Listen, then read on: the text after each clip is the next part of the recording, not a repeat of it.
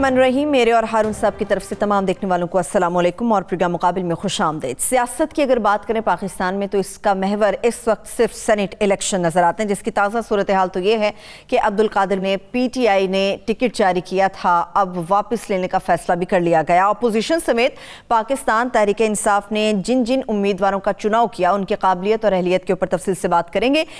اس کے ساتھ ساتھ ترقیاتی فنڈز کیس سے متعلق سپریم کورٹ کے فیصلے کی جو نقل ہے وہ جسٹس قاضی فائز عیسیٰ صاحب کو نہیں بھیجی گئی، جس کے اوپر ان کی طرف سے سپریم کورٹ کے رجسٹرار کے نام ایک خط لکھا گیا۔ اس خط کے متن سمیت اصول کیا کہتے ہیں اس کے اوپر بھی تفصیل سے بات ہوگی۔ کسان تحریک کو لے کر بھارتی حکومت اور ٹویٹر کے درمیان جو اختلافات بڑھ رہے ہیں ان کا اصل قصہ کیا ہے۔ کووڈ ویکسین کے حوالے سے پاکستان کی اگر بات کریں تو اس کا بنیادی اصول کیا، بنیادی پالیسی کیا ہے حکومت کی۔ اس کے ساتھ ساتھ روس اور یورپی یونین کے تنازع بارے بھی بات کریں گے کہ صورتحال کس جانب جا سکتی ہے۔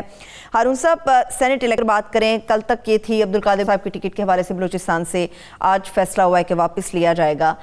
پاکستان تحریک انصاف نے جن امیدواروں کا انتخاب کیا ہے ان کے بارے میں آپ کی کیا رائے ہے؟ ایک خبر میں پہلے آپ کو بتا دوں جی، سینٹ کا الیکشن، یہ ٹھیک کہا آپ نے، چیزیں سینٹ الیکشن کے گرد گھوم رہی ہیں اور اس کا جو بھی نتیجہ ہے اس کے بڑے گہرے اثرات ہوں گے۔ خبر یہ ہے کہ ایک عرب ملک کے سفارتکاروں سے مسلسل ملاقاتیں ہو رہی ہیں نواز شریف صاحب کی، اور وہ اس کوشش میں لگے ہوئے ہیں کہ اس کی پشت پناہی سے یہاں کچھ جو تبدیلیاں برپا کریں۔ یعنی یہ عرب ملک دباؤ میں ہے، وہ زوم اور عجب اس میں پہلے جیسا ہمارا خیال تھا نہیں رہا۔ ترکی سے بھی تعلقات ٹھیک کرنے کی کوشش کی، قطر سے بھی، پاکستان سے بھی پہلے کے مقابلے میں رویے میں تبدیلی آئی، امریکہ نے دباؤ ڈالا ہے کافی۔ اس کے باوجود وہ اس پہ ڈٹرمنٹ نظر آتے ہیں کہ نواز شریف کی مدد کریں، اور یہ ادراک نہیں کر رہے کہ 50 سال کی ان کی انویسٹمنٹ ضائع ہو جائے گی پاکستان میں، اس کے نتیجے میں ضائع ہو سکتی ہے۔ اور بہت ہی انہوں نے پاکستان کے بہت گہرے اور دیرینہ تعلقات ہیں۔ ایک دور میں جب سروے ہوتے تھے تو پاکستان کا سب سے اچھا دوست انہیں سمجھا جاتا تھا۔ اب تو خیر ترکی ہے اور چین ہے اور آذربائیجان ہے نیا اضافہ اس میں جی، تو یہ اس کی قیادت کو سوچنا چاہیے کہ اس کا نتیجہ کیا ہوگا۔ کل انہیں ضرورت پڑے گی اسرائیل کے معاملے میں، اسرائیل کو بہرحال اپنی سرحدوں سے باہر نکلنا ہے، تمام کرائے یہ ہیں ایک دن۔ جب 10-20 سال پہلے ہم یہ بات کہتے تھے لوگ اس کا مذاق اڑاتے تھے کہ یہ کیا بات ہے، کالم میں لکھتے تھے وہ کاٹ دیتے تھے۔ تو اب یہ کہ وہ ظاہر ہے جب غلبہ کوئی چاہتا ہے وہ ایران کی طرف بھی نکل سکتے ہیں، وجہ ابھی فوری نہیں ہے یہ مسئلہ، لیکن یہ پیدا ہونے والا ہے کیونکہ یہ طاقت کی اپنی ایک نفسیات ہوتی۔ ٹھیک، مولانا فضل الرحمان کا جو لہجہ بدل گیا ہے، پہلے تو وہ تقریباً شہباز شریف ہی بن گئے، تو اس کی وجہ بھی یہی ہے۔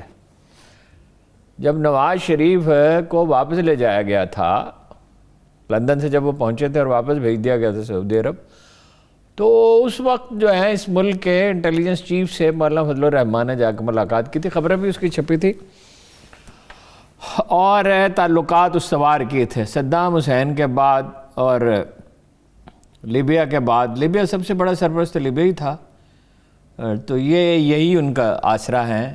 مولوی صاحب بغیر آسرے کے نہیں تن کر کھڑے ہوتے، جو کہہ رہے ہیں نا کہ ہم نے کچی گولیاں نہیں کھیلی ہیں، وہ یہی ہیں، گولیاں یہی ہیں، وہ اپنے آپ کو برائے فروخت پیش کرتے ہیں۔ صدر مشرف نے اپنی کابینہ کو بریفنگ دی تھی کہ انہوں نے انڈیا سے نقد پیسے لیے ہیں جب اجیت دوول سے ملاقات کی تھی۔ اجیت دوول سے ملاقات کا کیا مطلب ہے بھائی؟ آپ سیاستدان ہیں، اگر کسی سیاستدان سے ملے تو قابل فہم ہے، اول تو اپوزیشن کا آدمی جب جاتا ہے تو احتیاط کرتا ہے۔ تو پھر آپ کو یاد ہوگا کہ افغانستان میں بھی انہوں نے افغانستان سے بھی حکومت سے بھی میں نے اس وقت کہا تھا، لکھا بھی تھا کہ بھائی وہ جب قبائلی علاقوں کو ضم کرنے کا فیصلہ کیا گیا تو یہ اس کی مخالفت کرتے رہے، یہ کرتے رہے، اور دوسرے سیاستدان بھی مختلف مواقع پہ۔ یہ وہ اس وقت تو صرف انہوں نے اور محمود اچکزئی نے کیا تھا، محمود اچکزئی بھی اویلیبل ہوتے ہیں کسی کو بھی، اور ANP کے اسفندیار ولی۔ تو یہ میرا نہیں خیال ہے کہ یہ اس طرح کامیاب ہو سکتے ہیں، یعنی کامیاب تو عوامی تائید کے ساتھ ہو سکتے ہیں نا، جو بھی صورت ہو، اور انہیں حق ہے حکومت کی مخالفت کا، مزاحمت کا سیاسی طور پہ، لیکن یہ اگر سمجھتے ہیں کسی عرب ملک کے تائید سے ہو جائیں گے تو میرا خیال یہ مشکل ٹھیک ہے ہارون صاحب، اسی سے متعلق ایک اس کا سوال رد کی عمل ہوگا۔ وزارت کروں گی میں۔ ہارون صاحب ٹھیک ہے، ملکوں کے تعلقات ہمیشہ استوار ہوتے ہیں اپنے کاروبار کو لے کر، معیشت کو لے کر۔ عمران خان صاحب سے کسی ملک کا مفادات بھی ہوتے ہیں، کسی ملک کا خائف ہونے کی وجہ کیا ہے عمران خان صاحب سے کہ جو وہ نواز شریف صاحب کی وہ حمایت کے لیے عمران خان سامنے آ رہے ہیں؟ ڈکٹیشن نہیں لیتے نا، یعنی یہ بڑے خوشامد کا ماحول رہا ہے نا یہاں عرب ممالک کے معاملے میں، اور چھوٹے چھوٹے ذاتی فائدے، پھر یہ اپنا امارات میں انویسٹمنٹ اور چھوٹی چھوٹی مراد بہت چھوٹی چیزوں کے لیے جاتے ہیں۔ یہ غلامی میں ایک مزاج پروان چڑھتا ہے، جہاں سے وہ فائدہ پہنچ سکتا ہو وہ پہنچایا جائے۔ پھر نواز شریف صاحب کی ایک پالیسی ہے جو والد گرامی نے ان کی تربیت کی ہے کہ لوگوں کو خریدا جائے اور اداروں کو تقسیم کیا جائے۔ انہوں نے عدلیہ کو تقسیم کیا تھا، اب پھر کوشش کریں گے جو بھی ہو سکے۔ اور سول سروس جو ہے اس کو تو تقریباً اتفاق سول سروس ہی بنا دیا تھا، مطلب مراد دیں لوگوں کو، کھل کھیلنے کے مواقع دیے، جہاں سے کوئی فائدے اٹھائیں، 15-15 20-20 لاکھ روپے تنخواہیں کمپنیاں بنا دیں۔ یہ دنیا میں ایک انوکھا تجربہ کیا گیا۔ وہ آدمی حکومت پاکستان کا ملازم ہے، ایک کمپنی سرکاری طور پر جو بنا دی گئی ہے اس کا سربراہ ہے یا ڈائریکٹر ہے۔ اور آپ نے ایک صاحب کے بارے میں بتایا انہوں نے اپنے گھر کے ملازم کو یہ کمپنی کے اندر ایڈجسٹمنٹ اس کی بھی کروائی، بے شمار اخبار نویسوں کو ابلائج کیا اور لوگوں کو کیا۔ یہ ہے پس منظر۔ اب سینٹ الیکشن کی طرف آتے ہیں ہارون صاحب۔ سینٹ الیکشن میں عبدالقادر سے سینٹ الیکشن میں سب سے بڑا واقعہ تو یہ ہے، وہ بھی اہم ہے جو آپ کہہ رہے ہیں، کہ یوسف رضا گیلانی صاحب امیدوار ہو گئے ہیں، اور کس امید پہ ہو گئے ہیں کہ جمعیت علماء انہوں نے حمایت کا اعلان کر دیا، کاغذات داخل کرانے کے لیے گئے تو شاہد خاقان عباسی ان کے ساتھ تھے، تو نون لیگ کے ووٹ تو پکے ہیں ظاہر ہے۔ وہ تو نون لیگ کا تو مسئلہ ایک ہی ہے نا کہ عمران خان کو ہرایا جائے، خوش تو نہیں ہے زرداری صاحب سے، لیکن یوسف رضا کے ساتھ میرا خیال ہے کہ کوئی تلخی نہیں۔ اگرچہ شہباز شریف بڑبڑاتے رہتے تھے 100 ارب کا پیکیج ملتان کے لیے دیا تھا کہ اس میں اتنے پیسے بنا لیں گے، اور بنائے یا نہیں بنائے تو دوسری بات ہے، موقع تو نہیں چھوڑتا ویسے، نہ گیلانی صاحب تو نہ شہباز شریف اور نہ نواز شریف اور نہ زرداری صاحب۔ پرانا سیاستدان کون؟ تو نہیں، پرانے سیاستدانوں میں فخر امام بھی پرانے سیاستدان ہیں، سب لوگ ایک جیسے نہیں تھے، کسی ایک شعبہ حیات کے لوگ کرپٹ نہیں ہوتے، یہ انڈیویجول کریکٹر ایک انڈیویجول چیز ہے۔ خیر امید یہ لگائی ہے انہوں نے کہ مولانا فضل الرحمان بھی دے دیں گے ووٹ، اور اپوزیشن کے دوسرے لوگ بھی، اور نون لیگ تو ہے، مگر یہ پھر بھی نہیں پورے ہوں گے۔ دیکھیں 2 سیٹیں ہیں، ایک تو ہے جنرل سیٹ، ایک خواتین کی سیٹ ہے جی، تو امید کا حفیظ شیخ کے مقابلے میں ذرا اندازہ لگائیے کہ نہ حکومت متحمل ہے نہ اسٹیبلشمنٹ متحمل ہے۔ حفیظ شیخ تو اسٹیبلشمنٹ کے کہنے پہ لگائے گا کہ وہ کوئی 20 ارکان کے حمایت حاصل کر لیں گے۔ یہ ارکان کون ہیں؟ یہ وہ ہیں موسٹلی جو پیپلز پارٹی سے گئے پی ٹی آئی میں، اور اب وہاں کسمس آ رہے ہیں، کیونکہ اتنی آزادی تو نہیں ہے، کرپشن تو اب بھی ہے لیکن موسٹلی سول سرونٹ کرپشن کرتے ہیں۔ کچھ سیاستدان بھی، پی ٹی آئی کے کچھ لوگ بھی ہیں کرپٹ، نون لیگ کی سطح تو نہیں ہے کرپشن کی، بہرحال ہیں تو صحیح، اور محفوظ بھی ہیں اب تک ان میں سے، کچھ تو گرفتار بھی ہوئے جن پہ الزامات لگے۔ اچھا، یہ امید ایک یہ ہے کہ وہ جو لوگ ہیں ناخوش ہیں، جنہیں کوئی عمران خان اہمیت نہیں دیتے، وزارتیں بھی نہیں دی ہیں، اہمیت بھی نہیں، اور اہمیت نہیں دی، ملتے ملاتے بھی زیادہ نہیں ہیں، ایک انار 100 بیمار والا معاملہ، ایک ہی لیڈر ہے نا اس پارٹی میں، تو مطلب کوئی ایک آدمی کے گرد کھڑی ہے تو ہر کوئی اس کی طرف دیکھتا ہے، اس کے پاس جاتا ہے۔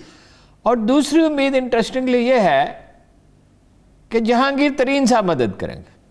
اچھا ہارون صاحب، میں نے کل بھی آپ سے یہ کئی لوگ کہتے ہیں نہیں، لیکن نہیں کریں گے نا۔ میں جہانگیر ترین صاحب کو تھوڑا سا جانتا ہوں، میری ان سے آج کی ملاقات نہیں ہے، اور بطور اخبار نویس کے نہیں ہے ملاقات، میں ان سے بہت ملتا رہا ہوں اور ان کے ارد گرد کے لوگوں کو بھی جانتا ہوں۔ جہانگیر ترین صاحب کا مزاج کو میرا خیال ہے کہ میں کچھ سمجھتا ہوں۔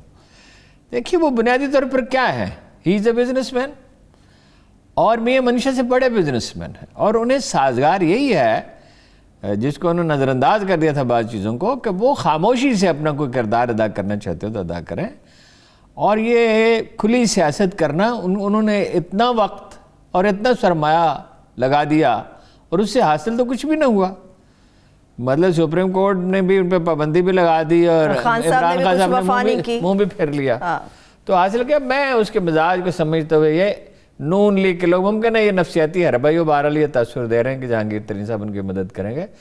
جہانگیر ترین صاحب کسی کے ہاتھ لگنے والے نہیں ہیں, اپنے فیصلے وہ خود کرتے ہیں. خاموشی سے کچھ نہ کچھ تو کر رہے ہوں. نہیں بالکل خاموشی کوئی چیز چھپتی ہے, خاموشی سے کیا مطلب ہے؟ یعنی وہ کسی ارکان اسمبلی سے کہیں دے دو. اول تو یہ آسان نہیں ہوتا, کوئی آدمی اپنی پارٹی کو چھوڑے گا یا کسی سے کو پیسے لے گا, مالی مفادات حاصل کرے گا تو اپنے خود فیصلہ کرے گا نا. جہانگیر ترین صاحب کے کہنے پہ تو آسانی سے نہیں کرے گا. فرض کیجیے کچھ لوگ ان کے لائل ہیں, جیسے یہ ریاض صاحب, اپنا راجہ ریاض صاحب ہیں, تو مطلب راجہ ریاض صاحب بھی اپنے مفاد کے لیے کریں گے نا, صرف جہانگیر ترین صاحب کے کہنے پہ تو نہیں کریں گے. یا اپنا سیاسی مستقبل داؤ پہ لگا دیں. خاموشی سے پیسے بعض لوگ لے سکتے ہیں, میں نہیں کہہ سکتا کون وہ ہوگا, میں کسی آدمی کا نام نہیں لے سکتا.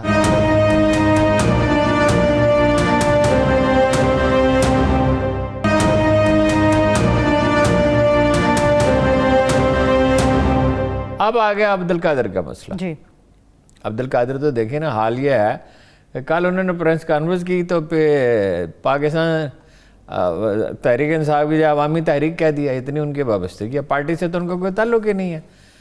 نقصان بہت پہنچے گا اگر فیصلہ واپس نہیں لیا. مجھے نہیں پتا ہے, آپ نے خبر سنی ہے, میں تو نہیں سنی. جی ابھی فیصلہ واپس لیا یا نہیں لیا, بہرحال نقصان بہت پہنچے گا, اس لیے کہ ایک آدمی باہر سے آتا ہے. اب تک تو دفاع کر رہے تھے, شبلی فراز نے بھی کہا کہ نہیں دیں گے ان کو, اور وہ پارٹی کے ممبر ہیں, اور یہ وہ کوئی ممبر وہ نہیں ہے بالکل. وہی خوف کی وجہ سے دیا کہ وہاں ووٹوں کی خرید و فروخت ہوتی ہے, جو بندوبست کر سکتے ہیں. پارٹی تو ہے نہیں نا, فین کلب ہے, پارٹی کی کوئی تنظیم نہیں. ان کے خیر خواہوں نے ہمیشہ مشورہ دیا, مگر پارٹی کو خاطب کوئی اہمیت نہیں دیتے ہیں, اتنی نہیں دیتے جتنی دینی چاہیے. اور کوئی آرگنائزیشن نہیں ہے, تو ارکان اسمبلی اپنا موقع سے فائدہ اٹھاتے ہیں. اور وہاں تو کوئی ارکان ہے بھی نہیں. وہ اور ان کا استدلال شبلی فراز کا جو تھا وہ یہ تھا کہ ہم نے بلوچستان عوامی تحریک کے عوامی پارٹی کے کہنے پہ, ان کی سفارش پہ ان کو ٹکٹ دیا, یعنی ان کی حمایت بھی حاصل ہوگی. سیکنڈ پرائرٹی میں ان کے لوگ بھی ووٹ دے دیں گے تو فتح یقینی ہو جائے گی, اور کچھ خرید و فروخت کرنی پڑے تو شاید وہ بھی کر لیں. کنسٹرکشن سے ان کا تعلق ہے, اور بلوچستان میں کنسٹرکشن سے جس کا بھی تعلق ہے اس کے پاس پیسے بہت ہوتے ہیں, بڑے بڑے پروجیکٹس ہوتے ہیں, طویل فاصلے ہیں. تو اب مرکز نے ظاہر ہے پچھلے چند برسوں سے توجہ بھی دی ہے, بجٹ میں حصہ بھی بڑا ہے, وسائل میں ہے. بہرحال یوسف رضا گیلانی والا جو ہے اس پہ بڑی نظریں ہوں گی. وہ تو کہتے ہیں ہم تعلقاتی میرٹ کی بنیاد پہ خان صاحب کے لوگ بھی, پی ٹی آئی کے بعد لوگ بھی کہہ رہے ہیں کہ ہماری سیٹیں توقع سے زیادہ ہو سکتے ہیں. یہ بات مجھے سمجھ میں نہیں آتی. یہ کس بنیاد پہ کہہ رہے ہیں؟ اس لیے کہ پنجاب میں تو ٹکٹ ہی 5 دیا ہے, 6 دے دیا کاف لیگ کو, 6 سے زیادہ الیکٹ نہیں ہو سکتے. تو یہاں سے تو سوال نہیں. اب رہ گیا بلوچستان اور پختونخوا, کیا وہ خریداری کریں گے یا کچھ لوگ ان سے آپ ملیں گے؟ کیوں آپ ملیں گے؟ پختونخوا کی اور بلوچستان کی روایت یہ ہے کہ ان میں سے جو مفاد پرست ہیں سب کے سب تو نہیں ہیں, تو وہ اپنے ٹکٹ بیچتے ہیں. اچھا اب ایک دھماکہ کر دیا شہریار افریدی نے.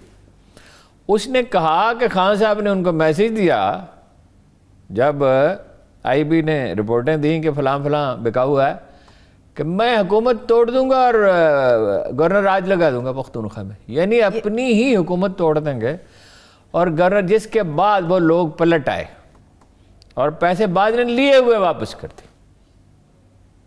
یہ ہے سیاستدانوں کی ساکھ, اور یہ ہے ان کے حوالے. اچھا مولانا فضل الرحمان کا جو انہوں نے فرض کر لیا ہے نا, یوسف رضا گیلانی صاحب نے یا زرداری صاحب نے فرض کر لیا کہ مولانا فضل الرحمان جو ہیں وہ انہیں ووٹ دیں گے, تو یہ ضروری بالکل نہیں ہے. عمران خان کو تو نہیں دیں گے, لیکن ان کی طرف مگر مفت تو کبھی کوئی چیز نہیں دی. انہوں نے بلاول سے کہا تھا 1 یا 2 ڈپٹی کمشنرز کے لگانے کا, جو اس نے انکار کر دیا تھا. وہ تو احتجاجاً پھر وہاں نہیں گئے تھے, بلکہ بڑے کوئی دھمکی بھی دی تھی, اظہار ناراضگی بھی کیا تھا بے نظیر کے کہ یوم وفات پر, وہ نہیں گئے تھے. تو یہ مفت میں کیسے دے دیں گے جی؟ انہوں نے تو آج تک مفت میں نہیں دیا ووٹ کبھی. تو وہ ایسے ٹیکن فار گرانٹڈ انہیں نہیں لینے چاہیے. ٹھیک ہے. ثانیہ نشتر صاحبہ کے حوالے سے ثانیہ نشتر کا فیصلہ بہت ہی اچھا ہے. یعنی ثانیہ نشتر تو ان لوگوں میں سے ہیں, اپنے جناب عبدالرب نشتر کے خاندان میں وہ وہی گئی ہیں, تو وہ نیٹ اینڈ کلین, جن لوگوں کا امیج تھا نا بہت صاف ستھرا, उनमें से अप टू दैट, और फिर काम करना आता है। यानी 9 लाख आदमी, 9 लाख को ज़रा देना, ज़रा 15,000 20,000 रुपये कितने देते हैं, बेनज़ीर इनकम सपोर्ट प्रोग्राम से निकाले, काम करने का सलीका भी है, डिटर्मिनेशन भी है, तो उसे एडमायर करना चाहिए था। बाकी फैसल बाबडा को दिया तो जाहिर है उनकी सीट तो खतरे में थी, खतरे में थे। अब वो कारनामा क्या के बोलते हैं, बोलते क्या हैं, शोर मचाते हैं, बोलना क्या कोई इस्तदलाल थोड़ी है। ठीक है हारून साहब, रज़ाक दाऊद अच्छा, अब यार रज़ाक दाऊद साहब को नहीं दिया, हाँ। असल में जिनको दिया है वो देखें वो कौन है, वो इम्पोर्टेंट है। किस हफीज शेख साहब हैं, उनको भी दिया है हफीज शेख साहब। हफीज शेख साहब तो देखिए ना, पार्टी में तो लोग नहीं है अपना वजारत खजाना चलाने के लिए, जो तजुर्बा किया था उन्होंने वो तो नाकाम रहा ना। IMF के बारे में जो फैसला किया वो दुरुस्त तो ना साबित हुआ। तो माली मामला के ज़ाहिर है उनकी ज़रूरत है, लेकिन पुराने वर्करों को अकोमोडेट किया। माली मामला तो सैफुल्लाह नाज़िक और एजाज चौधरी के एक ही जैसे हैं, इससे ज़्यादा मैं कोई तबसरा नहीं करना चाहता। तो ये पुराने वर्करों को अकोमोडेट करने के लिए उन्होंने ज़ाती बड़ी खिदमात हैं सैफुल्लाह नाज़िक इमरान खान के लिए, पार्टी के लिए हैं या नहीं, अगरचे हमेशा वो डाउटफुल आदमी रहे हैं, यही एजाज चौधरी का हाल है। लेकिन ये पुराने वर्करों को अकोमोडेट किया है, और दौर में वस्फ ये है कि ये लीडर को नाराज़ नहीं होने देते, हर कीमत पे खुश रखते हैं। हारून साहब, जितने डिटरमिन्ड इमरान खान साहब रहते हैं कि शफाफियत होनी चाहिए, हॉर्स ट्रेडिंग नहीं होनी चाहिए, जिन लोगों ने नॉमिनेट किया है, नहीं, वो तो शफाफियत की बात ठीक है, उसूलन तो वो सही बात ही करते हैं, लेकिन असल में तो आदमी का अमल देखना होता है ना। जब ये PTI के लोग कह रहे हैं कि हमारी 3-4 सीटें बढ़ सकती हैं, तो फिर शफाफियत कहाँ रही? असूलन वो ठीक कह रहे हैं, शफाफियत नहीं, असूलन तो ठीक है, ओपन वोट हो जाए। अगर सुप्रीम कोर्ट ने ये फैसला ही कर दिया तो सब किए धारा रह जाएगा। जिन्होंने पैसे लिए हैं वापस करने पड़ेंगे, और कुछ खर्च कर लिए होंगे तो उसकी तो माजरत ही करनी पड़ेगी।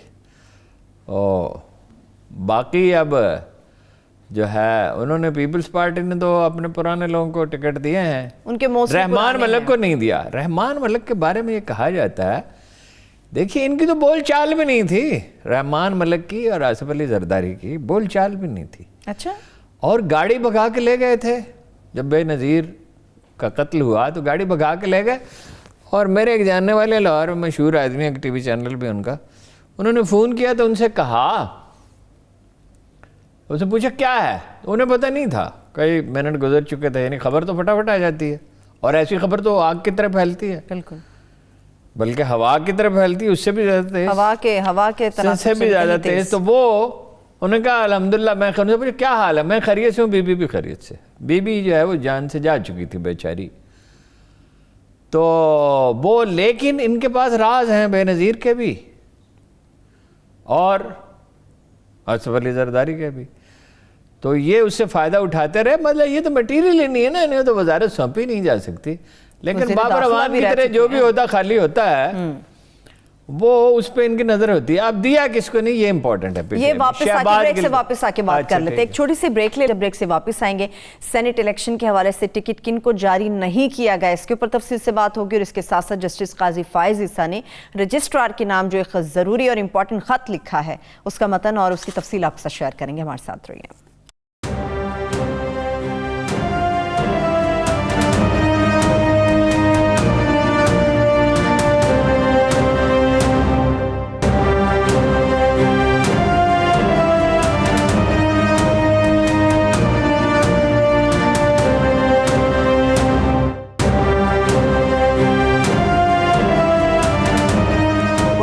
सेनेट इलेक्शन के हवाले से हारून साहब, जिनको टिकट्स नहीं दी गए, शहबाज गिल साहब, शहजाद अकबर जी, जुल्फी बुखारी, बाबर अवान, रज़ाक दाऊद, वो तो जाहिर है, एक तो ये पुराने वर्करों को अकोमोडेट करना था। दूसरे बाबर अवान के मामले में तो ये कहा जा रहा था, मुझे नहीं पता कौन कह रहा था, हमारे पास अखबार नवीस दोस्त उनकी जहानत के बहुत कायल हैं, उन्हें जीनियस बना के पेश करते हैं, कहते हैं दुनिया के हर मसले का इसके पास हल है। तो वो जो हैं वो ठीक है, ज़हीन आदमी है, मुतहर्रिक भी हैं, मेहनती भी हैं, लेकिन जहानत हर मसले का हल तलाश नहीं करती। और माँ जहानत एसेट नहीं होता है, इमेज भी एक चीज़ होती है। इमेज उनका एक बावफा आदमी का इमेज नहीं है, ठीक। और पार्टी में वो बहुत बाद में आए और कोई मुतहर्रिक नहीं हुए, اور پرانے ورکر ظاہر ہے جو پرانے لیڈر اور ورکر ہیں کو ان کی تائید تو نہیں کر سکتے. تو وہ تو کہہ رہے تھے سینٹ کے چیئرمین. ویسے رحمان ملک اور بابر اعوان صاحب کا یہ ہے کہ جو بھی عہدہ خالی ہو وہ اس کے لیے قابل قبول ہے انہیں, قابل قبول کا مطلب لپکتے ہیں اس کے لیے. بلکہ یہ کہ اگر ان سے پوچھیں کہ آپ وزیر اعظم کیسے ہوں گے تو وہ کہیں گے ہم سے اچھا وزیر اعظم کون سے. اینی ہو وہ تو قصہ پاک ہو گیا. رزاق داؤد پولیٹیکل آدمی نہیں ہے اور وہ مطلب ان کی بڑی خدمات ہے. نمل کالج کے لیے بھی ڈونیشن دیا اور بہت زیادہ شوکت خانم کے لیے بھی دیا. عمران خان پہ کافی بھروسہ کرتے ہیں. لیکن بہرحال انہوں نے سی پیک کے بارے میں جو بیان دیا اور جس طرح کا, یہ پی ٹی آئی کے لیڈر میں ایک ٹینڈنسی ہے. وہ سمجھتے ہیں عمران خان کو. حامد خان نے بھی دیکھیے نا فٹافٹ بیان دیا. وہ اس پہ آتے ہیں کہ عمران خان کو بیوقوف بنایا جا سکتا ہے. بنایا جا سکتا ہے اس میں کوئی شبہ نہیں, لیکن مستقل تو نہیں بنایا جا سکتا. مستقل طور پر رزاق داؤد صاحب نے سی پیک کے بارے میں جو بیان دیا اور کوئی پرفارمنس بھی ان کی نہیں ہے, کاروباری مفادات. شہزاد گل اور کا اس کا میں نے آپ کو بتا دیا تھا, شہزاد اکبر کا اور شہزاد گل دونوں کا, کہ مشکل ہے ان کا ٹکٹ. میں نے آپ کو بہت پہلے بتا دیا تھا. انہیں غیر ذمہ دار سمجھا جاتا ہے. شہباز گل کو بھی شہباز گل جیسے تو کوئی غیر ذمہ دار کم کنسیڈر کیا جاتا ہوگا. اور شہزاد اکبر نے جو کارنامہ لندن میں انجام دیا وہ کبھی یہ کہانی چھپے گی, صحیح ہے یہ غلط پتہ چلے گا, وقت بتائے گا. جو وہاں 300-400 روپے جرمانہ ہوا, 300-400 روپے کتنا تھا مجھے اب رقم یاد نہیں رہی, تو وہ انہوں نے کہہ دیا کہ نہیں اس میں ایڈجسٹ, اس میں کیسے ایڈجسٹ کر لیں, اس کی کوئی دلیل ہی نہیں دی گئی اور اس پہ ایسی خاموشی ہے. اللہ رے سناٹا, آواز نہیں آتی, ایسی خاموشی ہے اس معاملے پہ. سینکڑوں ارب روپے گئے, اپوزیشن بھی نہیں اٹھاتی. کمال یہ ہے کہ اپوزیشن بھی کبھی نہیں اٹھائے گی, کوئی بھی پارٹی نہیں اٹھائے گی. زلفی بخاری ہاں میڈیا میں بھی نہیں اٹھائے گا کوئی, ہم ہی ہیں دیوانے. ہاں جی دیوانگی جاری رہے گی. وہ نوابزادہ نصر اللہ خان سے میں نے پوچھا کہ آپ کے والد احرار میں تھے, تو انہوں نے کیا خوبصورت سرائکی وہ بولتے تھے, خالص جو بھی زبان بولتے تھے, سرائکی یا اردو یا انگریزی, خالصتاً وہی ہوتی تھی. خوبصورت. ابلاغ میں تو ویسا آدمی کم ہوگا. تو انہوں نے جواب دیا, آپ کا پی رہے تھے, کہا پنجاب چ ہکا پاگل آئی, پنجاب میں ایک ہی پاگل تھا. یعنی یہ تو دیوانگی, وہ 22 سال عمر تھی اور احرار میں شامل ہو گیا جنہیں انگریز بالکل اس وقت ٹالریٹ نہیں کر سکتے. بعد میں تو احرار نے اپنے آپ کو برباد کیا. اینی ہو وہ کوئی بولتا ہی نہیں ہے اس پہ. تو یہ ہو گیا شہزاد گل کو بھی اور شہزاد اکبر کو بھی ذمہ دار آدمی نہیں سمجھا جاتا اور ان کے کچھ معاملات خراب ہیں. زلفی بخاری کے اوپر اعتماد کیوں نہیں کیا گیا؟ بھائی ظاہر ہے زلفی بخاری کو دیتے تو پہلے ہی اتنا چرچا تھا. زلفی بخاری بھی گزشتے کا متین سنجیدہ آدمی تو نہیں نا, ہر چیز میں اٹھ کے بھاگ کھڑے ہوتے, ٹانگ اڑاتے ہیں. کوئی سیاسی تربیت ابھی نہیں ہے. عمران خان صاحب بہرحال ان پہ کافی اعتماد کرتے ہیں. اگر موازنہ کریں شہزاد اکبر پہ, شہزاد گل پہ نہیں زیادہ اعتبار کرتے. اچھا اگر موازنہ کرتے ہیں ہم اپوزیشن کے کینڈیڈیٹس کا اور حکومت کے کینڈیڈیٹس کا, آپ کو کیا لگتا ہے کہ کہاں پہ حکومت کا زیادہ تجربہ کار ہے؟ ہاں جی, اور کیا تجربہ کار ہیں اپنا فرت اللہ بابر, کہ پیسے ہی نہیں لے کے گئے. یہ بات آپ کو قابل فہم نظر آتی ہے کہ ان کے پاس پیسے ہوں اور وہ لے کے نہ گئے ہوں. تو مطلب یہ دیکھو سیاستدانوں کے کیسے کیسے چمتکار ہیں, کیسے کیسے میڈیا میں رہنے کے, وہ پیسے ہی نہیں ہیں. پیسے پہ 34,000 روپے ہیں تو 6,000 روپے کیوں نہیں ہیں. خیر نہیں ہو, آگے چلیں. ٹھیک ہے, چلیے آگے بڑھتے ہیں. ہارون صاحب, جسٹس قاضی فائز عیسیٰ عدالت سے متعلق کچھ بات کرتے ہیں. انہوں نے جو خط لکھا ہے ہارون صاحب, عدالتی یا ویسے اصول کیا بیان کرتے ہیں, روایت کا بیان کرتی ہے کہ کس طرح سے یہ پورا پروسیس چلتا ہے؟ عدالت روایت تو یہی ہے, کرینہ یہ ہے عدالتوں کا ساری دنیا میں, کہ جس جج جو پہ اعتراض ہو کسی فریق کو یا کسی بھی وجہ سے وہ فریق بن جائے, اس کو سمجھا جائے, جیسے انہیں سمجھا جاتا ہے کہ بھائی یہ وزیر اعظم کا مطلب ریفرنس جو داخل کیا گیا اور انہوں نے ریمارکس بھی دیے, اور ایک پچھلے دنوں تو ریفرینڈم ہی کرا دیا. ہاں جی, اور ریفرینڈم کا خوب نام دیا ویسے, تو سمجھا یہ جاتا ہے کہ جج کو خود ہی فیصلے کرنا چاہیے. ویسے جسٹس ثاقب نے, چیف جسٹس ثاقب نثار نے ایسے ہی ایک معاملے میں اس سے ملتے جلتے ریمارکس دیے تھے ان کے بارے میں, جیسے ابھی دیے ہیں چیف جسٹس نے, کہ بھائی ان کو چیف جسٹس نے جو بات کہی اصولی طور پہ وہ ٹھیک ہے کہ بھائی اگر آپ فریق سمجھے جاتے ہیں کسی معاملے میں تو آپ کو وہ ٹیک اپ نہیں کرنا چاہیے. جج 100% غیر جانبدار ہوگا ہی, تو جج کوئی سرکاری افسر کی طرح نہیں ہوتا, کسی پولیٹیشین کی طرح نہیں ہوتا. عدالت آخری امید ہوتی ہے کسی معاشرے کی, تو ججوں کے معاملے میں ہم نے اس بات کو بہت کم اس کا ادراک کیا، لیکن 90s میں سپریم کورٹ کا ڈیسیژن ہے اس پر کہ یہ فیصلہ جج خود کرے گا، اسے کسی بنچ میں شامل ہونا چاہیے نہیں، دوسرے نہیں کریں گے۔ بہرحال تمام جج حضرت حامد خان نے اعتراض کیا کہ چیف جسٹس کو یہ بات نہیں کہنی چاہیے تھی، ٹھیک، یہ ریمارکس نہیں دینے چاہیے۔ ایک نقطہ نظر کی بات ہے، حامد خان کو بھی بہرحال وہ مسجد کے بارے میں ایک اصول یہ ہے کہ مسجد میں اگر کوئی شور مچائے تو اسے خاموش کرانے کے لیے شور نہیں مچایا جا سکتا، اس سے آہستہ آواز میں کہیں کہ بھائی بلند آواز میں بات کرنا ٹھیک نہیں، یا اسی طرح غصے میں نہیں آ سکتے آپ، ایک حماقت کا جواب دوسرے حامد خان نے بھی وہی کیا۔ بہرحال جج حضرات بلا استثناء، کسی ایک فریق سے میں نہیں کہہ رہا، ان سے مؤدبانہ گزارش ہی کی جا سکتی ہے کہ بھائی یہ ایک تو جسٹس افتخار چودھری بڑے متحرک ہیں، آپ کو پتہ نا رانا ثناء اللہ ان کے پھوپھی زاد بھائی، تو یا وہ ان کے پھوپھی زاد بھائی ہیں، وہ پیپلز پارٹی کا تو انہوں نے غیر مستحکم رکھا تھا، جو ریمارکس ہوتے تھے صبح 9 بجے چلنے شروع، 9 ساڑھے 9 بجے ٹکٹ چلنے شروع ہو جاتے تھے۔ یہ ایک عدالتی تاریخ کا ایک عجیب واقعہ ہے، اور میڈیا کی تاریخ کا بھی عجیب واقعہ ہے کہ ایک چیف جسٹس کے ٹکٹ چلتے رہتے تھے اور حکومت غیر مستحکم رہتی تھی، اب بھی وہ لگے ہوئے ہیں۔ تو یہ عدالت، سیاستدانوں نے اپنی تکریم کھو دی، میڈیا کا امپیکٹ کم ہو گیا، تو عدالتیں جو ہیں یہ آخری امید ہیں۔ درست، کسی بھی معاشرے کا جو لنگر ہوتا ہے، محور ہوتا ہے، اس میں اسٹیبلٹی کا وہ آخری چیز عدالت ہے۔ جج حضرات سے مؤدبانہ التجا ہی کی جا سکتی ہے، آپ عدالتوں کے بارے میں زیادہ گفتگو نہیں کر سکتے، کرنی چاہیے ہی نہیں، وہی جو اصول میں نے بیان کیا، وہ خدا نہ خواستہ ایک ایسا کہ تاثر بھائی یہ ہوتا ہے، کوئی ایسی بات نہ، ایسے وہ خود ہی انہیں دیکھنا چاہیے ٹھیک ہے کہ اپنے وقار کا جتنا زیادہ وہ خیال رکھیں گے ان کے لیے بھی اچھا ہے، ملک کے لیے بھی اچھا ہے۔ ٹھیک ہے، لیکن ہارون صاحب سیاستدانوں کی بھی آپ نے بات کی، کہا انہوں نے یہ ہے نا، اصولی طور پہ درست ہے کہ بھائی مجھ سے تو دستخط بھی نہیں کرائے گئے، مجھے فیصلہ ہی نہیں بھیجا گیا، اور یہ فیصلہ نہیں بھیجا گیا اور میڈیا کو جاری ہو گیا۔ اب مجھے میرا خیال ہے، مجھے نہیں پتا ہے اس کی گنجائش کتنی ہے کہ وہ اختلافی نوٹ لکھیں شاید فیصلے پہ، لیکن ان کا بھی جو موقف ہے وہ بھی تو میڈیا کو جاری ہو گیا نا۔ جی، انہوں نے جو ایک خط لکھا، اسد علی طور کو اخبار نویس ہیں، ان کو بھیج دیا، تو وہ بھی نہیں جاری ہونا چاہیے تھا وقت سے پہلے، اور یہ بھی نہیں جاری ہونا چاہیے تھا۔ ٹھیک ہے، اس میں احتیاط ہی بہترین رویہ، احتیاط کرنی چاہیے، مگر اس جلتی ہوئی آگ میں مزید تیل چھڑک رہے ہیں کچھ سیاستدان۔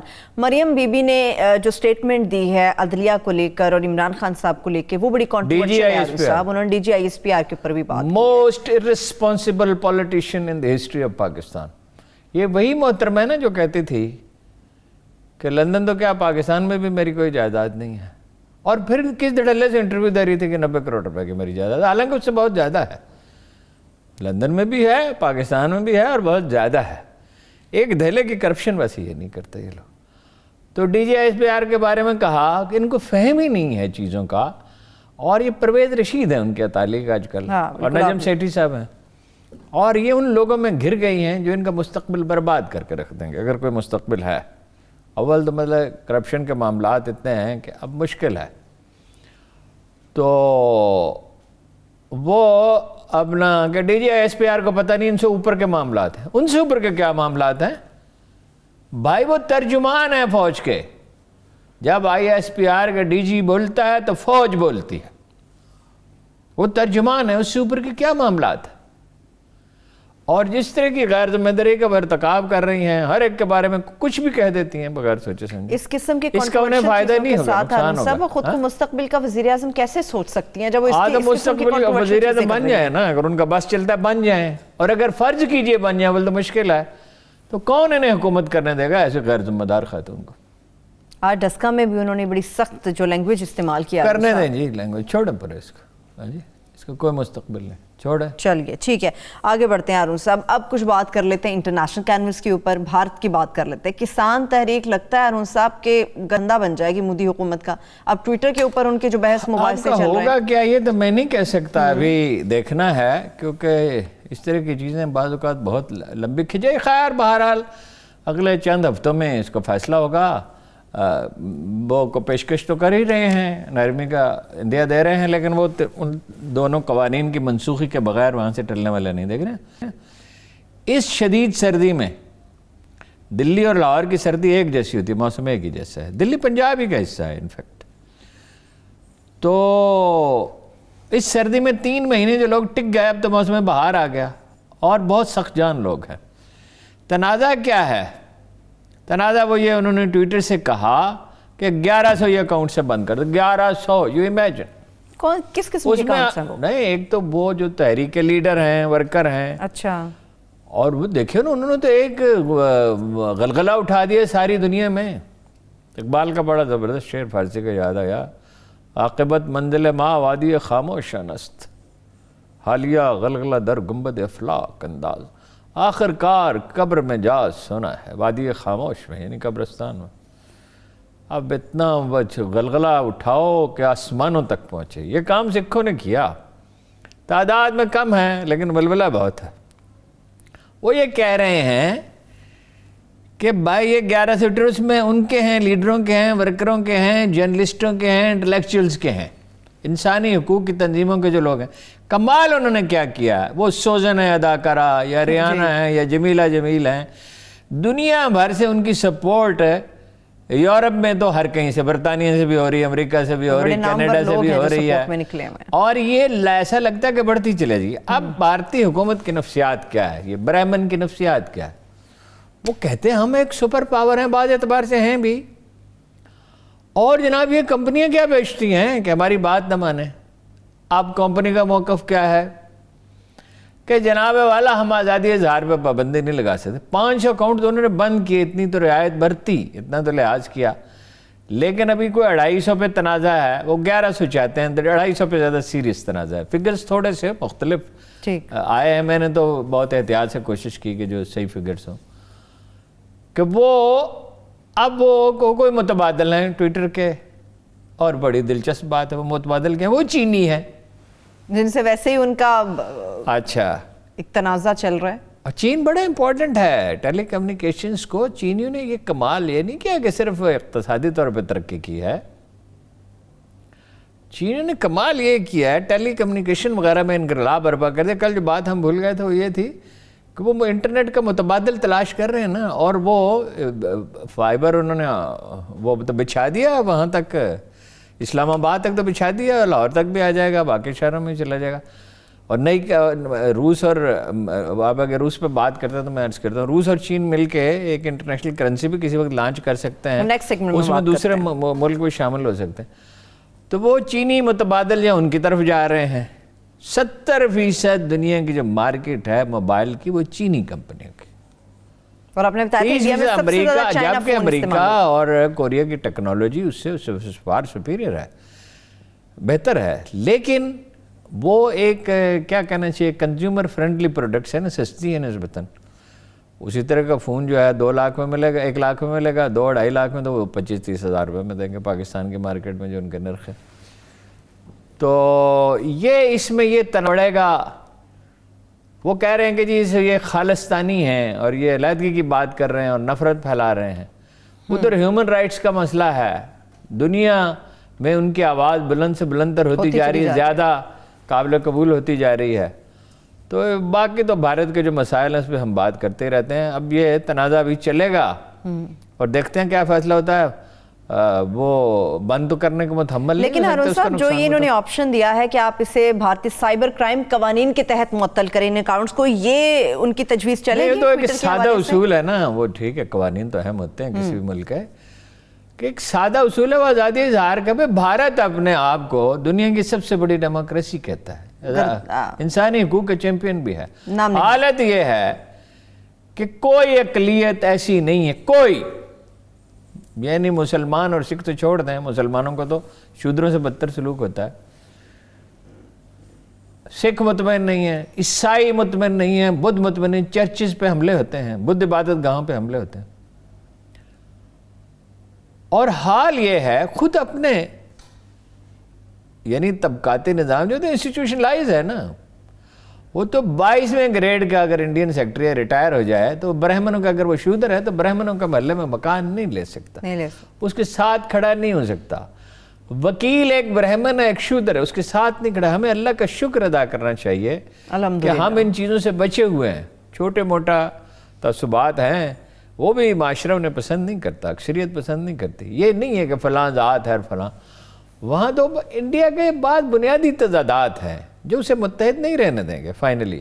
یہاں کچھ لوگ جو کبھی روس کے ایجنڈے، سوویت یونین کے ایجنڈے پہ تھے، اب مغرب کے ایجنڈے پہ ہیں، ٹھیک، تو وہ ہمیں بتاتے رہتے ہیں کہ یہ بہت بڑی جمہوریت ہے اور کمال ہے، اور یہ ویسے یہ آوازیں خاموش ہوتی جا رہی ہیں اور ان کے لیے پذیرائی معاشرے میں کم ہوتی جا رہی ہے۔ جیسے جیسے انڈیا کے عزائم کھل کے سامنے آ رہے ہیں ویسے ویسے مشکل ہوتا جا رہا ہے، ورنہ یہ نجم سیٹھی اینڈ کمپنی، آئی رحمان، یہ اپنا پرویز رشید وغیرہ، تو یہ تو انڈیا کے ہی گیت گاتے تھے۔ چلیے ایک بریک لے لیتے ہیں ہارون صاحب، چھوٹی سی بریک کی طرف چلتے ہیں۔ جب بریک سے واپس آئیں گے تو روس اور یورپی یونین کے تنازع سمیت پاکستان کے اندر کورونا ویکسین کے حوالے سے حکومت کی بنیادی پالیسی کیا ہے، اس کے اوپر میں بات کروں گی، ہمارے ساتھ رہیے۔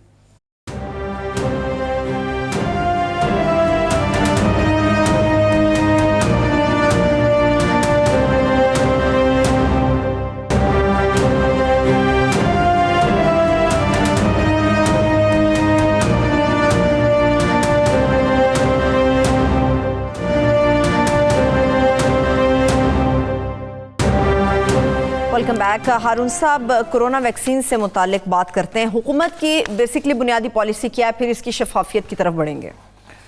دیکھیے نا، ایک اور جو کیا نام ہے اس کا، سائنو بایو، پہلے تو وہ انہوں نے بھیجی تھی نا سائنو فوم، جو ایک تو انہوں نے بھیجی تحفے کے طور پر جو 20% پاپولیشن کی، فوج کو الگ بھیجی جو فوج نے بھی دے دی، چائنا نے۔ اب یہ ایک دوسری سائنو بایو، ایک نئی، جو اس کی بھی اجازت دے دی ہے، اور یہ کافی محفوظ سمجھی جاتی ہے۔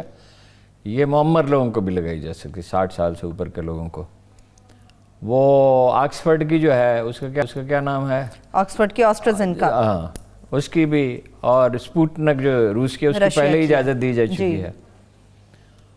تو پالیسی تو وہی ہے، پہلے طبی عملے کو لگائی جائے گی، پھر سینئر سٹیزنز کو جنہیں زیادہ خطرہ ہے، اور پھر سب لوگوں کو لگائی جائے گی۔ اب اس میں ایک کنٹروورسی شروع یہ ہو گئی ہے، پالیسی ٹھیک ہے، یعنی اس کے بنیادی خطوط درست ہیں، یہ جو باہر سے منگوانے کی اجازت دی جا رہی ہے، اس نے ڈریپ نے اجازت دی ہے، ریگولر جو ریگولیشن اتھارٹی ہے، اس نے اجازت دی۔ اب اس پہ کنٹروورسی یہ شروع ہو گئی ہے کہ جی یہ کیا ہے کہ کچھ لوگ پیسے دے کے لگوا لیں گے اور پہلے لگوا لیں گے، امیر لوگ جو یہ فائدہ۔ بھائی یہ تو بڑی سادہ سی بات ہے، بھائی حکومت سب کو لگائے، یہ کوئی اچھی پالیسی ہے؟ اگر کچھ لوگ پہلے لگوا لیں، اور تو اگر فرض کیجئے 1 کروڑ آدمی ہیں جو اس کے متحمل ہیں کہ خود پیسے دے کے لگوا لیں، تو حکومت پہ بوجھ کم ہوگا نا۔ قیمتوں کا تعین کون کرے گا؟ آپ بھی، میں بتاتا ہوں، اب بھی یہی ہے نا کہ ویکسینیشن سرکاری طور پہ کی جاتی ہے، اور بڑی اچھی بات یہ ہے کہ اس میں ٹائیفائڈ بھی شامل ہو گیا، پہلے نہیں تھا شامل، یہ بڑی اچھی بات ہے۔ لیکن پرائیویٹ ڈاکٹروں سے بھی لوگ کرا لیتے ہیں جنہیں یہ ہوتا ہے کہ وسائل موجود ہیں، یا جنہیں یہ خیال ہوتا ہے کہ ممکن ہے یہ سرکاری جو ادارے ہیں وہ اتنی احتیاط سے نہ رکھتے ہوں، ویسے ٹھیک ہی ہے، ویسے کافی احتیاط کی جاتی ہے۔ تو بھائی یہی اسی کا اطلاق ہوتا ہے، سب انسان کبھی وسائل کے اعتبار سے برابر نہیں ہو سکتے۔ یہ تجربہ دنیا میں ہوا اور بہت بری طرح ناکام ہوا قانون نظم کی شکل میں۔ تو اگر اجازت دی جاتی ہے اور پرائیویٹ کمپنیاں درآمد کرتی ہیں، اور وہ لوگ جو جنہیں اللہ نے وسائل دیے ہیں وہ زیادہ لگوا لیتے، جتنے زیادہ سے زیادہ لوگ لگوا لیں تو اچھا ہے، اتنا ہی حکومت پہ بوجھ کم ہوگا، اور اتنے ہی غریب آدمیوں کے لیے جلد لگنے کے امکانات پیدا ہوں گے اور زیادہ آسانی ہو جائے گی۔ اس لیے کہ کچھ اپنا چین نے دیے ہیں، کچھ ورلڈ ہیلتھ آرگنائزیشن دے گی، 300 بلین ڈالر دیے ہیں یورپی ممالک نے، غالباً امریکہ بھی اس میں شامل ہے۔ تو وہ اس لیے کہ ویکسینیشن اگر ہونی ہے تو 7 ارب انسانوں کی ہونی ہے، اگر نہیں ہوگی، جیسے پولیو کی ہوئی، جیسے چیچک کی ہوئی، جیسے اور سب چیزوں کی ہوئی، اب ٹائیفائڈ کی دنیا بھر میں ہو رہی ہے، پاکستان میں بھی انہوں نے ٹائیفائڈ ہو رہی ہے، بعض اسکولوں میں ہو رہی ہے، مجھے تو آج پتہ چلا، یہ بڑی اچھی بات ہے۔ بعض اسکولوں میں مختلف علاقوں میں اسکولوں میں جا رہے ہیں، اور گھروں میں بھی اگر جا رہے ہیں تو بہت ہی اچھا ہے۔ تو اس کی مخالفت نہیں کرنی چاہیے. اب رہ گیا قیمت کا مسئلہ، تو یہ بالکل بڑا اہم سوال ہے اور بڑا بروقت ہے اور بہت درست ہے. قیمت کا تعین کرنا چاہیے، اس لیے کہ آپ مارکیٹ کو، حکومت کا کام ہی یہ ہوتا ہے ریگولیٹ کرنا. وہ ایک آدمی تھا مدینہ منورہ میں، اس نے جناب عمر بن خطاب سے کہا کہ میں بڑے پیمانے پہ گھوڑے پالوں گا. جب مال غنیمت آیا، تجارت بڑی اور مختلف خطے پتہ ہو گئے، عربوں کے پاس بڑی دولت آ گئی، تو وہ ظاہر ہے پھر بڑے بڑے کاروبار ہونے لگے. ویسے یہ گھوڑے تو ابھی پچھلی صدی تک یہاں یہ جو جگہ ہے جہاں وہ بنگیوں والی توپ رکھی ہوئی ہے، یہاں گھوڑے بکتے تھے پچھلی صدی تک. یہ کتار کول کی سڑک نہیں تھی، پچھلی صدی کے شروع لوگ گھوڑے پہ ہی جاتے تھے. 60-70 برس پہلے تک بھی مال روڈ پہ گھوڑے پہ سوار لوگ آ جاتے تھے. آبادی ہی چھوٹی تھی نا، 20 لاکھ کی تو آبادی تھی اور پھیلی ہوئی آبادی تھی. اینی ہو، اس نے کہا جی میں گھوڑے پالوں گا. تو انہوں نے کہا ہاں پالیے، مگر آپ مدینہ کا چارہ نہیں استعمال کریں. انہوں نے کہا کیوں؟ وہ تو بڑی بحث کرنے والے لوگ تھے. انہوں نے کہا کیوں؟ یہ میرا رائٹ ہے. انہوں نے کہا رائٹ تو ہے نا حضور، جن کے پاس اکا دکا گھوڑے ہیں، چارہ تو مدینہ میں اتنا تو نہیں پیدا ہوتا کہ ہزاروں گھوڑے آپ پال سکیں. تو وہ کیا کریں گے؟ کام ہوتا ہے حکومت کا، مارکیٹ رہے گا. آدم اسمتھ نے اگرچہ اکنامکس کے اصول مرتب کیے، لیکن یہ اصول آدمی کو معلوم تھے، ایک مرتب شدہ شکل میں نہیں تھے کہ نصاب کی طرح نہیں پڑھائے جاتے تھے. تو حکومت کا کام ہے نا مارکیٹ کو ریگولیٹ کرنا ہے، اس کو کھلا تو نہیں چھوڑا جا سکتا. تو یہ ڈاکٹر فیصل صاحب کو چاہیے کہ جلد از جلد اس کا فیصلہ کریں. اس میں کیسے فیصلہ ہوگا ہارون صاحب کہ کوئی کہے ہمارے پاس UK کی ویکسین ہے، چائنا کی ہے، رشیا کی، یہ تو آپ کو خود انتخاب کرنا ہے نا. آپ کسی ادارے پہ اعتماد کرتے ہیں. دیکھیے ملک میں ایسے ادارے ہیں، مثلا شوکت خانم ہے، فرض کیجیے شوکت خانم شروع کرے، آغا خان فاؤنڈیشن ہے، چغتائی لیب ہے، اور ایسے بھی کئی بہت سے ادارے. ڈاکٹر ادیب رضوی صاحب اگر کہیں، فرض کیجیے وہ تو خیر کاروباری کام نہیں کرتے، مثلا ڈاکٹر امجد ثاقب صاحب کہیں کہ وہ کرتے ہیں، ان کے ہیلتھ سروسز بھی ہیں قوت کی. اچھا الخدمت والے کہیں، یہ قابل اعتبار ادارے اور بھی ہوں گے جن کے نام ہمیں نہیں شاید پتہ ہوں. تو پھر ڈاکٹر ایسے ہوتے ہیں جو قابل اعتماد ہوتے ہیں. ویسے تو ڈاکٹروں میں بھی بڑے ملٹی نیشنل کمپنیوں نے کرپشن پھیلانے کی کوشش کی، غیر ملکی دورے اور گاڑیاں اور مراعات. بہرحال وہ تو آپ کو انتخاب خود کرنا ہے. ٹھیک. ایک دبی دبی آواز ہارون صاحب یہ اٹھنا شروع ہو گئی ہے، جس طرح سے پولیو کو لے کر تھا کہ بچیوں کے اندر جب وہ بڑی ہیں شادی کے بعد بانجھ پن کا مسئلہ ہوتا ہے. اس ویکسین کو بھی لے کے ہارون صاحب کچھ اس قسم کی آرٹیکل سامنے آ رہے ہیں. کوئی الگ الگ قسم کی نہیں بنے گی، اور میرا خیال ہے کہ اگر آپ کوشش کریں تو وہ آپ کو اجازت بھی دے سکتے ہیں بنانے کی. جب 7 ارب انسانوں کو انجیکشن لگانے ہیں تو ظاہر ہے اس کے لیے بہت سی وقت گزرنے کے ساتھ بہت سی تبدیلیاں آئیں گی، لائسنس جاری ہوں گے. میرا خیال ہے لوکلی بننے لگے گی، اگر جو اس کی انٹرنیشنل مانیٹرنگ بھی ضروری ہے تاکہ وہ جال ساز نہ اس میں گھسائیں، کیونکہ جال ساز تو ہمیشہ موقع کی تلاش میں رہتے ہیں. وہ یہ نہیں ہو سکتا کہ وہ مختلف قسم ایک ہی طرح کی بنیں گی. اور اس کا سوال ہے یہ اس طرح کی افواہیں ہمیشہ پھیلتی رہتی ہیں اور پھیلتی رہیں گی. ٹھیک ہے ہارون صاحب، آپ کچھ بات کرتے ہیں رشیا اور یورپی یونین کے تنازع سے متعلق. تنازع کی اصل وجہ کیا ہے؟ حالات کیا ہو سکتے ہیں؟ تنازع بڑا سادہ ہے. قرآن مجید کہتا ہے تم میں سے بعض بعض کے دشمن ہوں گے.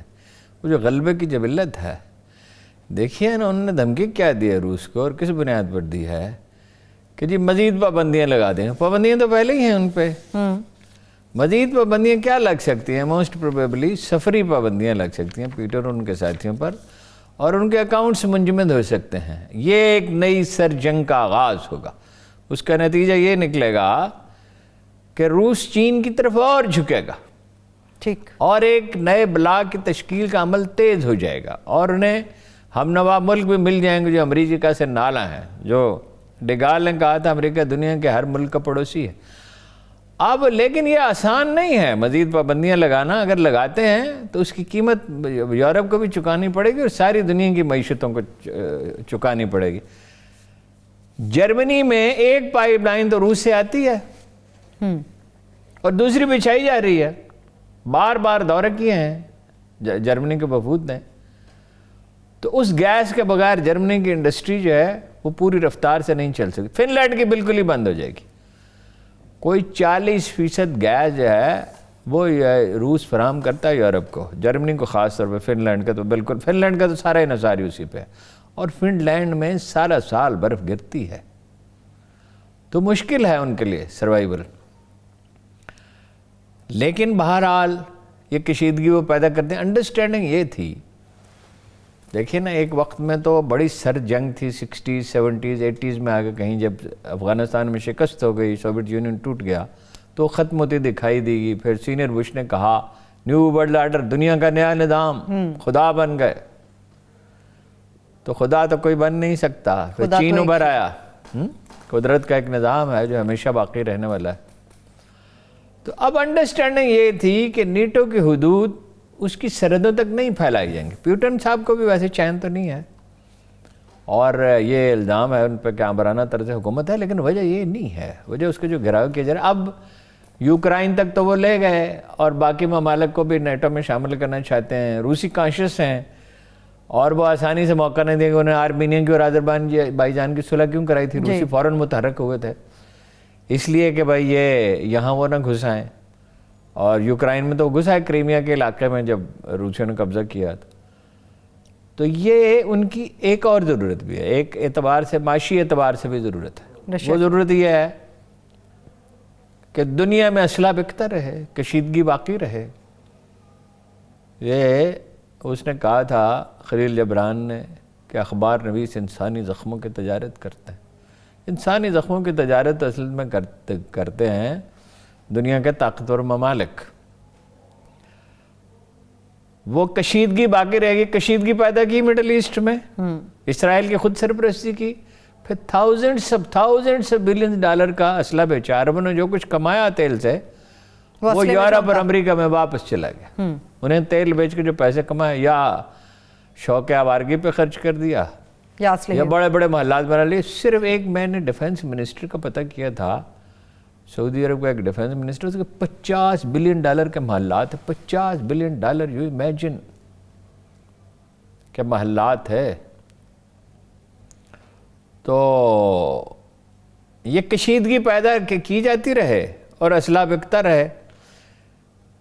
ایران کے ساتھ کشیدگی ہے، اچھا انسانی حقوق کا مسئلہ نہیں ہے، ایران کے ساتھ ہے، چین کے ساتھ ہے، ہم پہ بھی دباؤ ڈالتے رہتے ہیں، ہمیں یہ ہمیشہ سمجھاتے رہتے ہیں کہ بھئی آپ قرض نہ لو۔ بھئی آپ سے مطلب چین سے قرض نہ، سر جنگ شروع ہوئی تو کون کون لپیٹ میں آئے گا؟ ساری دنیا اس کی لپیٹ میں آئے گی، اس سے تو کوئی بچے گا نہیں۔